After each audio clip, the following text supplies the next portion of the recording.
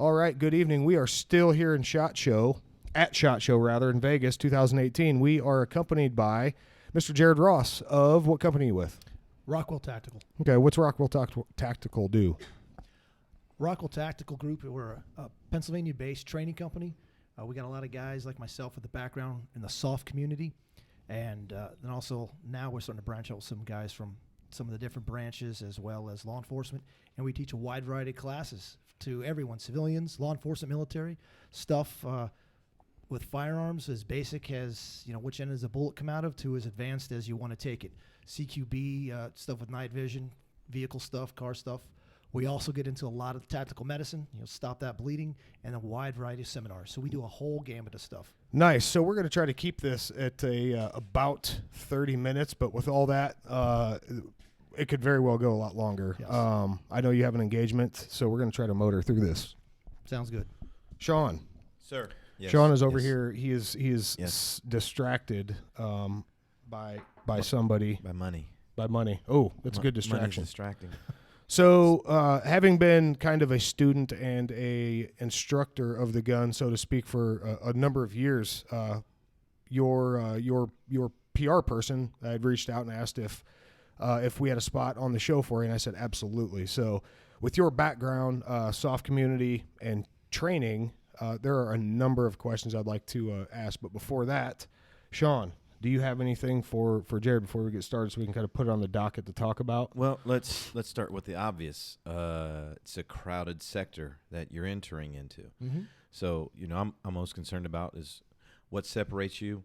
Why are you going into this knowing that? Just explain that a bit. That would help a lot. Okay. I thought I was just a normal person. Still I'm just a normal guy. Grew up shooting, working a job, working as a manager for UPS. 9/11 happened, and then I felt it was my moral obligation as a citizen to enlist and go shoot people in the face. Wow. So you joined the military like right at 9/11. Yes. Wow. Yes. I thought you were well before, and your service carried you after. Okay, so go on. No. Sorry to interrupt you. No, that's okay. So as an old man, age of 27, I went into basic and went to 82nd Airborne, got a couple deployments under my belt, had lots of fun, went SF, spent the rest of my time active duty career with 5th Special Forces Group. Loved being a member of the Legion. And then I left active duty around 2012.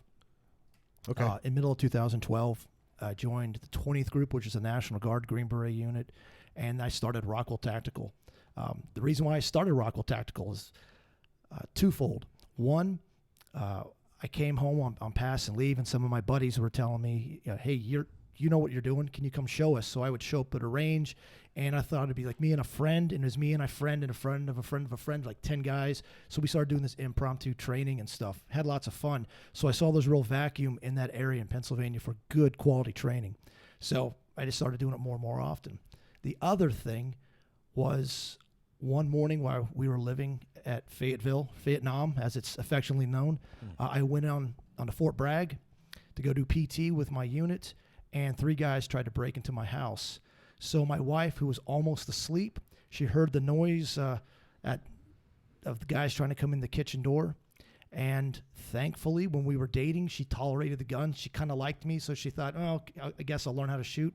After we were married, same thing. I kind of like you, so I guess I'll tolerate learning how to shoot guns. So it paid off. That morning, they tried to come in. We had already had a plan. She recognized it for what it was, knew she had to grab the loaded Mossberg underneath the bed. She knew she had to get into the hallway and move down the hallway to prevent the guys breaking in the house, getting into potentially our children's bedrooms, or preventing her from being able to shoot because she didn't want to miss and hit the children's, the kids in the bedroom. And so she went to the end of the hallway. Thank goodness for her and for the guys who were coming in. They had a lookout when they saw this pissed off redheaded woman walking down the hall with a Mossberg. He yelled and they took off running. So because of that experience, I became extremely motivated to teach people the things that I've learned, share my experiences, and get it out to everybody, because you don't know when that moment's going to come. Thank goodness my wife tolerated me taking her to the range. And she was able to defend the family that morning. And that's really what motivates me, is I want people to be ready. So if and when that moment comes, they can stand up and they can look evil in the face and they can send it packing. Awesome. So it sounds like your wife tolerated a lot more than going to the range. A little bit. So having multiple attempts of taking my wife to the range, life happens, right? So Yes. I have 2 children of my own. My wife always gives me a hard time. She knows how to poke those buttons. Being married for almost 13 years, she's very proficient at that. So I tried dragging her to the range, and she's, I don't even like guns, but she does. Mm-hmm. So, but when we're there, I am the last person she wants to listen to. Mm-hmm. How did you get through to your wife that you was the person she needed to listen to? Was it by an attrition thing, like you're going to talk, and so therefore she has to listen, or was she receptive? At first, yeah, I was kind of forcing the issue. So she reluctantly was listening to me and following, some of the drills and some of the stuff I was teaching her. But after that event, she was born again hard. Oh, absolutely. Yeah. That's a life-changing, significant emotional event. So, Yes. So let me interrupt you. Go ahead. Do you use that event though? So that happens. Does that affect family members? And suddenly you have family members that want to do it. Female friends are like, "Whoa, okay, I see how important this is." After this actually happening to someone that I know, did that happen, or did it just Honestly, only really affect really the immediate family? It affected our immediate family, but it really didn't affect many of the extended family or any friends. They all saw for the scary situation that it was, but really didn't see any motivation. But since I've started the company and we started training, my wife hates it when I tell that story, but I use that as an example, and that seems to really motivate a lot of other people then who don't have that personal connection. But that's the best example. It's the real thing. Yes. A lot of us train for it and may never see it, thankfully, but that's the real deal. And when you have that happen close to you, usually it's motivating. I want to talk about crossover training. Okay. So 5th Special Forces Group Mm-hmm. for a number of years. Now we're talking about home defense, the rule of law in the United States versus the rule of law in a non-permissive environment. Can kind of relate to that, but with your background at group, Mm-hmm. at Triple Nickel, your mission was I wasn't with Triple Nickel. Oh, you weren't? No. Okay. Well, anyways, 5th Group. Yes, 5th All right. group, yes. Nonetheless, your mission is a Special Forces mission. Yes. So your gig's kind of training, right? Without Yes. going into the mission, it's you're pretty proficient at training. So how do you take group of battle-hardened individuals, and just in retrospect to Afghanistan, Mm-hmm. right? And you apply that same concept and what you're trying to get through to the atypical quote-unquote soccer mom in defense. And challenges, similarities, or apples to oranges? No, there's a lot of similarities. And there are some differences, but the way that we approach it is we take things in different segments. So first, they need to have motivation. People who come to us, they're already motivated for one reason or another to get the training. We also offer a mindset seminar, which is everything I wish I would have known before my first firefight. So that also helps too. A lot of people take that, then they get motivated to come to the training, the live fire stuff. But regardless, they have that motivation. Then we break it down. First, we're just teaching marksmanship. We want them to know how to put rounds where they want it to.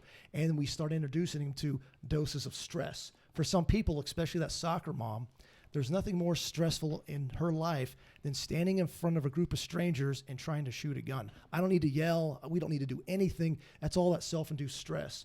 Once she can overcome that and shoot, or anyone for that matter can shoot in front of people, then we start doing different things to add stress. And once they start to get a grasp of basic marksmanship, then that's when we start making that transition to what I call combat marksmanship.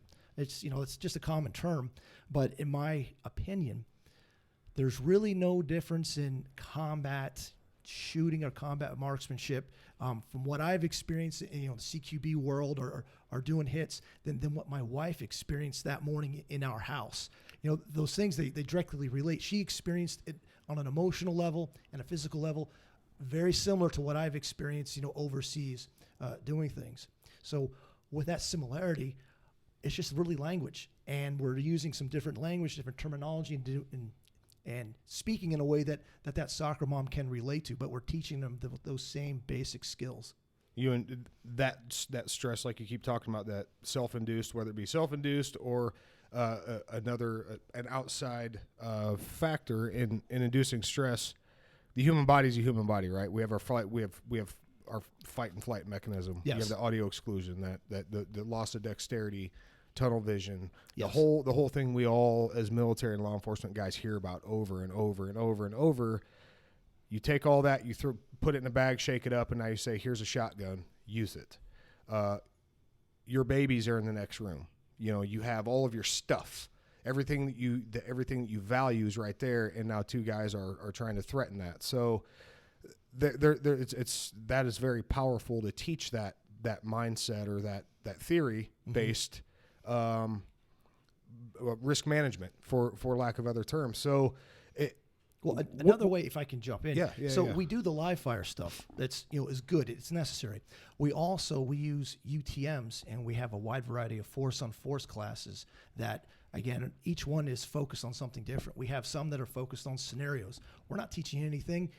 We dress them up with, in the protective gear, there's their gun, and now you're going to an ATM, or you're at home, you're taking a shower, and you hear a bump, in the other room, or whatever the situation might be. So they have that little dose of stress, that stress inoculation, putting them in that real world situation and seeing how they act. And then we talk about it, evaluate it, and there's a lot of bad answers, there's a lot of good answers, and there's a lot of better answers, and we talk it through. Then we have another type of, another type of force on force where,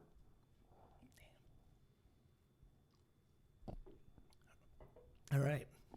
After being a SHOT Show for how many days, everything starts to get dry. Yeah, you lose your voice. That's right.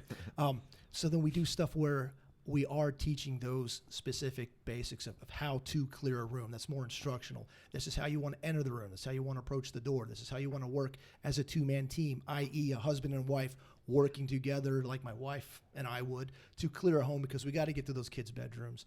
So that really helps, allowing that with the UTMs, with that model, allowing them to get that stress, to be in that moment when someone's actually shooting at them and they get the opportunity to return fire. Okay, so let's talk about the person who's never been gun-minded, right? Let's talk about the person who never grew up hunting, had zero interaction with firearms, but recognized the potential for something bad to happen, all right? Whether it be a string of break-ins, whether it be forced entry, whether it be an assault, a rape, or whatever the case, something that was that trigger for them to say, okay, I need to arm myself and I need to be an armed citizen. What do you tell them when they say, hey, Jared, I want to attend a course? What do you tell them? They know nothing. They are a clean slate, blank easel, whatever analogy you want to use. What do you tell them? Where do they start? We encourage them to start with our mindset seminar, to just give them those tools, because really everything else is just a tool in the toolkit. Your mind is your real weapon. So we help them with that mindset seminar, what to think, how to prepare emotionally, intellectually, and then also what to expect when you have that fight or flight response. Then the other thing is we have what we call our Pistol 101 or our Carbine 101 classes. That's what it's designed for. Nice and slow, it's laid back, and we take those people. Some of the coolest and most rewarding students and experiences I've had have been with individuals. One guy in particular, he is as liberal as could be. He told me when he contacted us, I hate guns. I've never wanted to have any guns, but I see the way this world's going. I am a father. I need to protect my kids. I bought a Glock, and the Glock sat in my closet for a year before I didn't touch it, before I had the nerve to contact you and come and learn. Oh, so that Glock didn't jump out of the box and start shooting? No, magically it did not. Whoa. I would have never thought. Sean, you've been to a number of defensive pistol courses. You've been to a number of carbine courses. You've been to a number of anything that has to do with pulling a trigger and it going bang. Yeah. Right? So listening to Jared talk about Rockwell, with these courses, have they really gotten into the weeds as like Jared has described with his theory-based and the psyche aspect as it comes to gunfighting? Do they go into those things? Depends on where you go. Now, keep in mind, it's been a long time since I've done anything. I didn't mean that. to call you out in front of all of our peer groups. Yeah, just old. Thank you. No, it's been a number of years, but probably one of the most influential places that I last attended, they actually had a mindset part where, we put down the guns, we get in a circle, and we talk about our responsibility to the people around us. And basically what it came down to is you're not responsible for someone else's feelings. Okay, so for instance, an elevator opens, there's a woman by herself, she looks in the elevator, there's a couple guys, it's uncomfortable, and she gets in anyway, right? Because we're trained that we don't want to hurt people's feelings, so I'll go ahead and get in. So mindset training that we learned was, you're not responsible for people's feelings, don't get in that elevator. So it's come a long way since then, but that's kind of where it started, and that's been a lot of years. Okay. You mentioned you have a seminar. Mm-hmm. Do you have any? Have you phrased that any way? Is it centric to you, your company, or your method of delivering the adult learning theory, or is it just kind of something you've taken and you're just making people more aware? All the above. All of the above. What it is, like the classes that we teach, our seminars, workshops, all the live fire classes, med classes, and everything. I teach a lot of those, but I've brought other guys who are more experienced than me, better than me, and so they're taking those pieces. I have no issues with any of our guys teaching any of our classes, but the mindset seminar. So the mindset seminar, we all agree on the principles and the things that we teach, but we have created the class based around my experiences. So we all agree on those principles, but we use, and it's a time where I get real personal, share things like the example the experience I shared about my wife. We use that as a teaching point there. We use different experiences that I've had to teach those lessons, so it actually becomes quite a personal thing and really has a greater emotional impact on those individuals taking it. Especially, we've had a lot of feedback with people who, my husband dragged me to this seminar, or I came here because somebody, forced me to, and then afterwards, thanking us profoundly for the experience that it was and for the things that they learned. And we start the seminar off, to give away our trade secret. No. Right. We start the seminar off with, I share my experience in my first firefight. I'm getting shot at. And here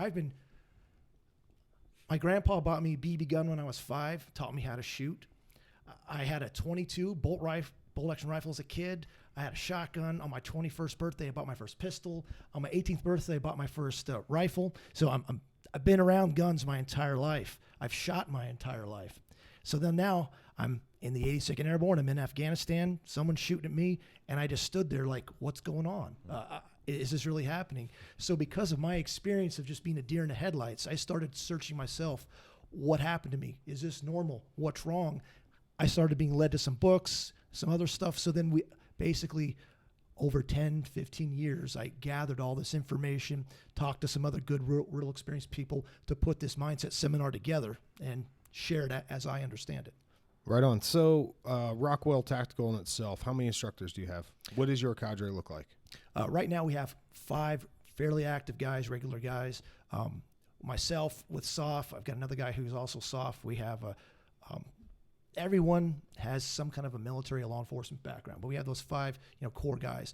Then beyond that, I have a pool of about 9 guys who are all in different units that I've been in to do specialized things, whether it's some of the med classes or whenever we have our really large class or something that we're contracted to travel, we tap one of those guys to teach it. So are you in one location, or are you you utilize as many ranges as you can to give guys different looks? We try to use as many ranges as we can. In Pennsylvania, we have about 5 good ranges that we use. The best one is a place called the Shooter's Gauntlet. It's 2 square miles of training space that we can do anything we want up there. The place is great. We went there once, didn't we? I believe we did. I think so. Okay. We did. But then beyond that, we've been as far north as New Hampshire, south as Florida, and then west as Colorado to do training. And we want to go further. We're hoping I recently linked up with my battle buddy from the 82nd Airborne, who was with me in my first firefight, and he's in Alaska. So we're trying to get up there to teach later on this year in Alaska. So, are you going to get any teaching done up there? Well, we plan to teach first, then go on a hunt second. Okay, I was going to say you got to throw one of those in there. Yeah, that's exactly. Unless you set something up, work some kind of deal where you're going to be. It's a back and forth deal. You want to talk about gear and what the best home defense stuff is with Jared? Well, I have some questions about curriculum, though. Get after it. Okay, so like we said, it's a crowded space. Yes. And people that I learned under had techniques that they taught. Some were not necessarily original, and some were original. So where do you fit in that space? I mean, are you going with basic things that a lot of people can do, or do you pull from people that have been doing this a while and say this technique works, or do you have the Jared special, the special way of doing this, the special way of doing that? If you don't, And if you don't now, you should have one called the Jared special. Yeah.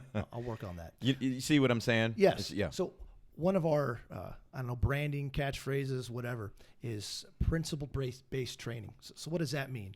Right. We try to get to the core, the principle, the truth of whatever it is. There's the Army teaches, I learned going through Cephalic and other shooting schools, that there's 8 fundamentals or 8 principles of shooting. So we try to teach those basics. But then we contrast that with techniques. There's 100 different techniques. There are techniques that I prefer and techniques that I'll teach, but that's a technique. So it'll work for me in that specific place, but doesn't mean that's the end all be all. So we encourage people to learn those truths. The more of those truths or more of those principles that you learn, the better shooter you're going to be.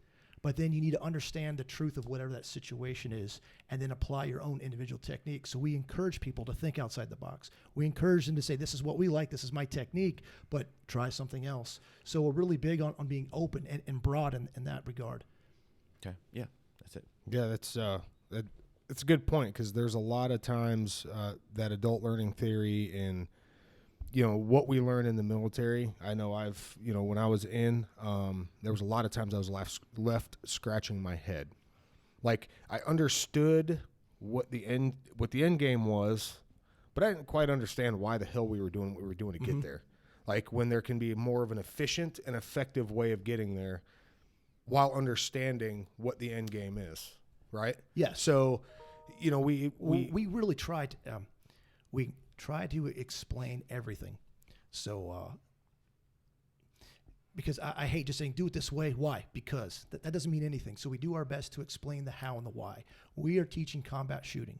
We are not teaching sport shooting. We're not teaching competition shooting. There is a big difference. A lot you can learn in the competition world, but a lot of things in the competition world does not apply to combat.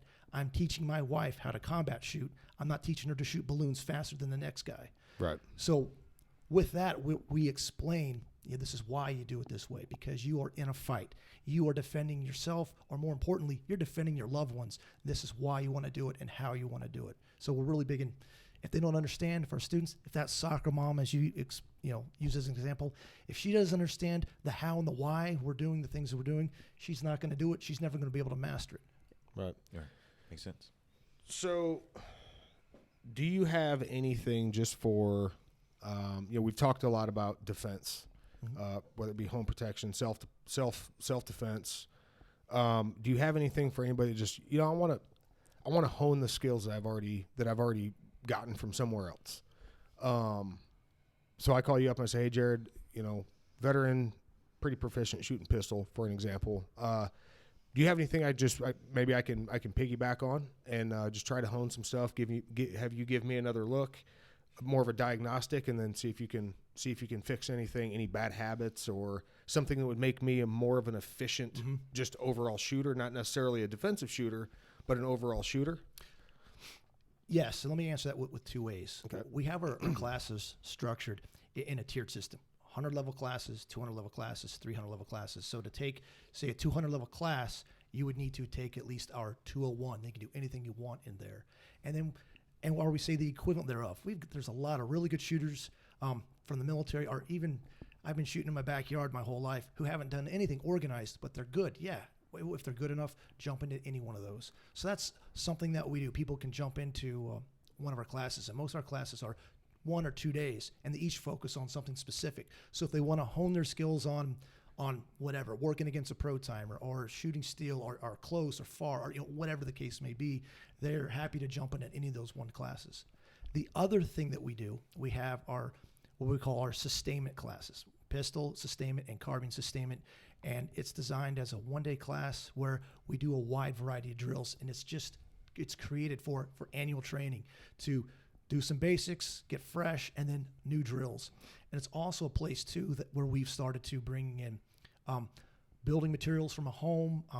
So we have guys shooting through drywall with their pistol. This is my gun. This is my carry round that I'm going to have in my house. You know, shooting through drywall, shooting at brick, shooting at stucco, shooting all kinds of stuff to see what the effects are.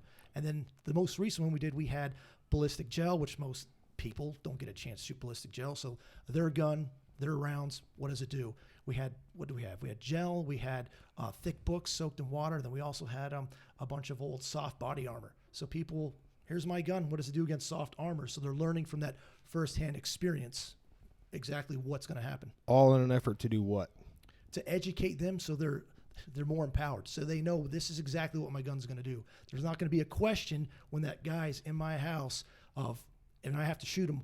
I know exactly what my round is going to do because I've already shot it through multiple layers of drywall. I've already shot it through, 2x4s or whatever the case may be. So it's a confidence builder essentially. Yeah, absolutely. Awesome. Getting confident in their abilities and their gear. So let's visit home defense platforms real quick. Yes. What do you like for home defense? Because in your story, your wife had a shotgun. Yes. Now, I'm going to cop out on this question. Oh. And the reason I say that is on. my answer is darn it. The best weapon for you to use is the one you're most familiar with. Ooh. So at the time, He reins it back. so Imagine that. He backed out and then just put his head down and went right through it. So at the time, that was the best thing for my wife. Now she has an M&P. She shoots a lot. She carries a lot. She's much more comfortable with that one. So that's what she's going to grab. Myself, I like the M4 platform. I've been shooting that thing for a long time. That's what I know the best. I have specific rounds set up for it. So if I hear a bump in the night, I'm grabbing my M4. So it sounds like what effectively gets the rounds where they need to be is what you use. Yes, Oh, absolutely. Imagine that's Take that. that's a great concept. I like that. Easy enough. All right. So back to the school. Yes. Concealed carry training, certifications, and everything that goes along with it. Okay. Are you guys set up to do concealed carry training? We do concealed carry classes.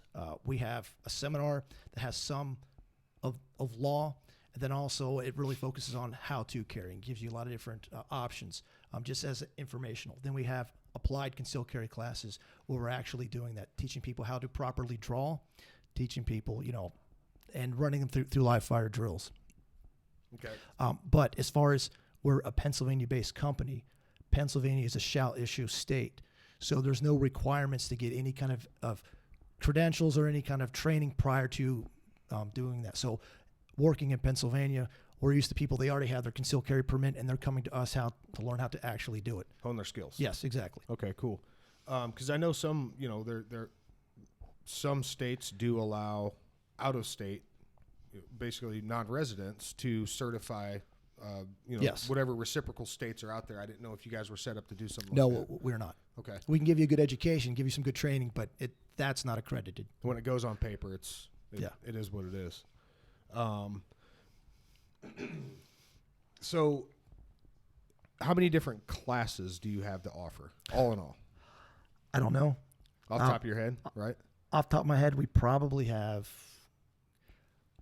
currently somewhere in the ballpark of 50 live fire classes that we offer that focus on different things, and we're growing them. We do some specific stuff like some AK specific classes, some battle rifle specific classes, which I love the battle rifle. I built my own FNFAL in the 90s, still rock the thing, love it. I also like it's little kid, the Scar Heavy, love it too. So that's a dying art. So we have a battle rifle class, love that. And then on top of that, we have multiple classes in both with carbines and with pistols and with shotguns, with all experience levels and all, experience levels. Okay. All sorts of stuff. So a couple more questions, man, and we'll get you out of here. I know you have stuff you have to do, but so say I'm getting ready to go, whether it be qualify or go to police academy or take a vetting course or anything of that nature. Are you set up to cater to those guys? So if I say, hey man, this is the course of fire, this is what I want to do, but I would like it if it was just an exclusive class. Do you or would you custom build a curriculum and class from basically left and right lateral limits? Yes, Okay. absolutely. Is that That's something that with our, yes, that is something that we've done and will continue to do with our background, mine specifically as a Green Beret, as well as some of the law enforcement backgrounds that we have with the guys. We've had the ability to tailor anything that the end user wants, whether it's, and we've had people, hey, I need to qualify, I'm going to the academy or whatever. We've worked with them. We've worked with private groups, corporations. We've worked with a lot of different people. So do you have lodging at, say, the Shooter's Gauntlet? So if we want to go through, like, say, Sean and I want to come and do, like, your, whatever, your 3-day pistol or 2-day pistol, and then we want to go right into your 2-day carbine or whatever you have. Yes. Are you set up to where you'd be like, hey, you stay here, chow hall, everything right there? So Yes. Okay. Well, we use multiple ranges, and almost at every one of those ranges we have agreements with local hotels and stuff for accommodations, so you get reduced rate and everything. But the Shooter's Gauntlet, it's now our home range. We're doing a lot up there. They have lodging on site. They've got bunkhouses. We cater meals there for students, so that can all be taken care of there. Then also close to the Shooter's Gauntlet, there are multiple hotels with all kinds of accommodations for people. So the on-site Shooter's Gauntlet stuff, is that inclusive to the price, or is that something that we have to take care of once we get there? Both. Okay. So that can be part of the deal as we set it up. Right. Okay. Well, cool. So social media, where can we find you? Where can anybody listen to this find you if they want to attend your class? You can find us, our website, www.rockwelltactical.com. We're on Facebook as Rockwell Tactical, and also Instagram, Rockwell Tactical. At Rockwell Tactical. Pretty easy going, right? Yes. All right. Well, we thank you for coming in and and fitting us in your busy schedule. We came and saw you at the UTM booth, and you're rocking it, man. I think you guys are doing great things in PA, and I look forward to coming out and taking the course from you. Cool. Thank you. It's been a pleasure. All right. So Scott, Sean, and Jared are out of here with the next. All right. Good evening. We are still here in SHOT Show in Vegas, 2018. We are accompanied by Mr. Jared Ross of what company are you with? Rockwell Tactical. Okay, what's Rockwell Tactical do? Rockwell Tactical Group, we're a Pennsylvania-based training company. We got a lot of guys like myself with a background in the soft community. And then also now we're starting to branch out with some guys from some of the different branches as well as law enforcement. And we teach a wide variety of classes to everyone, civilians, law enforcement, military, stuff with firearms as basic as, which end does the bullet come out of, to as advanced as you want to take it. CQB, stuff with night vision, vehicle stuff, car stuff. We also get into a lot of tactical medicine, stop that bleeding, and a wide variety of seminars. So we do a whole gamut of stuff. Nice. So we're going to try to keep this at about 30 minutes, but with all that, it could very well go a lot longer. Yes. I know you have an engagement, so we're going to try to motor through this. Sounds good. Sean. Sir. Yes. Sean is over Yes. here. He is distracted by somebody. By money. By money. Oh, that's a good Money's distraction. distracting. So having been kind of a student and a